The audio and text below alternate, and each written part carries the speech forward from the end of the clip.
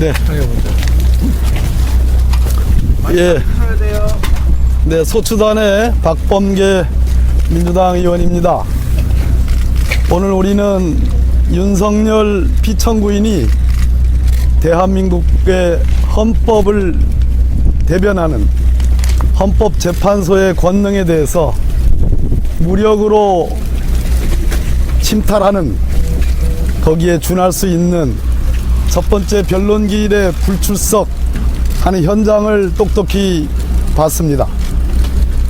박근혜 대통령에 대한 탄핵 심판의 결정적인 이유는 재범의 위험성, 계속하여 대통령직을 유지할 수 있는 것인가라는 중요한 관점이 있었습니다.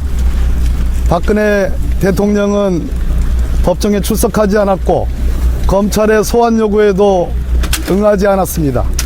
이러한 것이 더 이상 대통령직을 유지할 수 없다라는 헌법재판소 판단의 중요한 이유였습니다.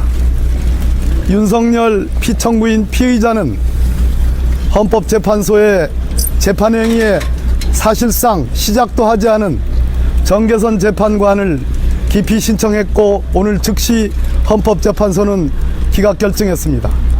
대통령 관저를 중심으로 경호 무력으로 유혈 사태의 야기 위험성까지 제기하고 있습니다. 공수처의 세 차례에 걸친 체포 소환 요구에 응하지 않았고 두 차례에 걸친 체포 영장을 발부케 하는 국법을 극단적으로 멸시하고 모멸하고 무시하는 행태를 반복하고 있습니다.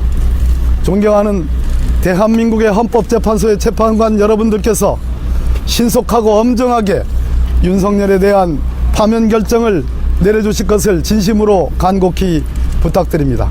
이상입니다. 예. 8년 전에도 이 자리에서 박근혜 대통령 탄핵을 담당했던 이춘석 의원입니다. 굳건한 대한민국에서 다시 8년 만에 이러한 현장이 생긴 것에 대해서 대한민국이 안타깝습니다. 그리고 저도 찹찹합니다. 피소추인 윤석열은 스스로 쌓은 용산 요새에서 나오십시오. 그렇게 떳떳하고 당당하다면 왜 헌법재판소에 나오지 못하는 겁니까? 그리고 공수처의 긴급체포에 응하지 않는 것입니까? 이제라도 용산 요새에서 스스로 걸어나와 당당히 헌법재판소의 재판에 응하고 공수처의 수사에도 임하는 것이 대통령으로서 마지막 그에게 주어진 임무라는 것을 명심하시기를 바라겠습니다.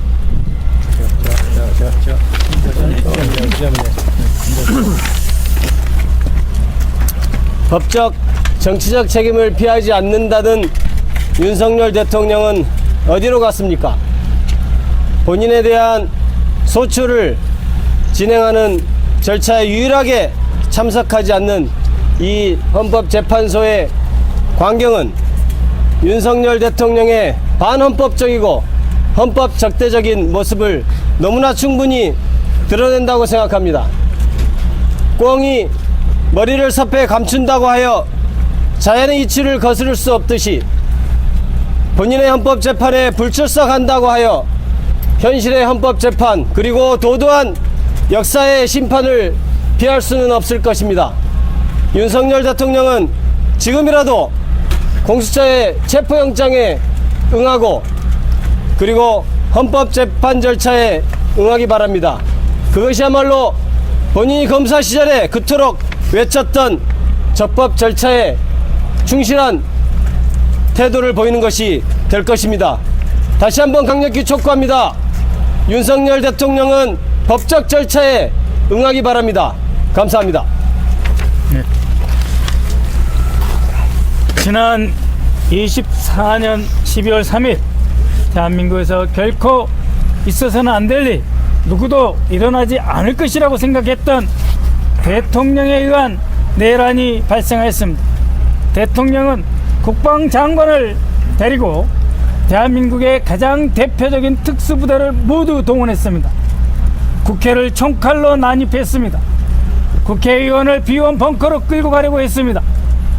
그리고 비상 입법기구를 만들려고 했습니다. 국회를 싸그리 없애려고 한 것이죠. 중앙선거관리위원회를 침탈했습니다. 3개의 특수부대가 동원됐습니다. 그래서 선관위원장을 황매이로 두들겨 패서 진술을 조작해서 더 이상 선거 없는 대한민국을 회책한 것입니다. 마침내 전 대법원장, 전 대법관, 현직 판사까지 재판을 했습니다. 사법체계를 완전히 붕괴시키려고 한 것이죠. 입법, 사법, 중앙선거관리위원회 모든 것을 붕괴시켰습니다. 마침내 헌법재판관에 대해서조차 기피 신청하는 이런 무도한 행위를 하는 것입니다. 그리고 오늘 나오지 않았습니다. 왜 그렇게 했습니까? 마지막 한순간까지 내란과 내전의 반전의 기회를 보고 있는 것입니다. 가장 무도한 자가 가장 추악하게, 가장 강한 듯 보였던 자가 가장 비겁하게 숨어 있는 것입니다. 당장 나오십시오. 법의 심판을 받으십시오. 우리 대한민국 헌법재판소, 대한민국 민주주의와 헌법의 최후의 보루인 이곳에서 현명하시고 존경하옵는 재판관님들께서 그야말로 헌법을 위한 바로 그러한 판결을 내려주시라 바람하지 않습니다. 고맙습니다.